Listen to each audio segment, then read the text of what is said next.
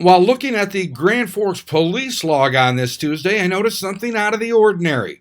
Police were working on 9 different cases of identity theft.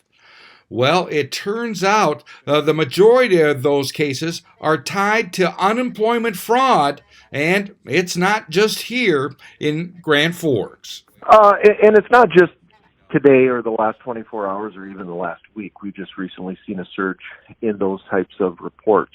And a lot of that can be attributed to fraudulent unemployment claims filed with job service. So, what's being alleged is being done here?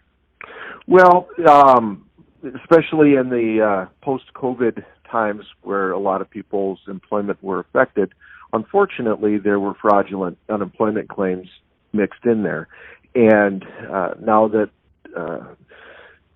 the state agencies are caught up and they're not facing a flood of these types of claims, they're going back and double-checking and verifying prior claims that were filed that had not been checked, or ones that they couldn't get to at the time, and discovering some of these fraudulent ones that were mixed in with plenty of legitimate ones as well. So when they're discovering fraudulent claims, those claims are being reported to us to generate a police report and allow for initiating an identity theft investigation. Okay, so basically, for instance, I say if I collect off you, Derek Zimmel, I file a claim saying I'm Derek Zimmel and I need unemployment, and the check is routed to me, and now they're going back and check and find out you never filed any claim.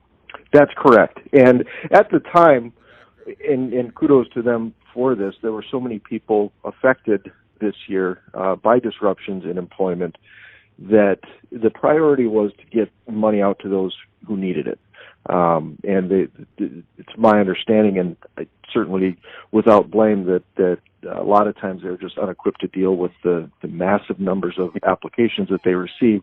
And unfortunately, there are those that would capitalize on that and submit fraudulent claims. So now we're going back and trying to figure out which claims are fraudulent and trying to investigate them. Now, I also just talked with Sarah Arntzen out at North Dakota Job Service headquarters in Bismarck. She's working on trying to put some statistics together, but she says a task force, including law enforcement, job service, and the Attorney General's office, has now been set up to look at the problem of unemployment claim fraud in our COVID world.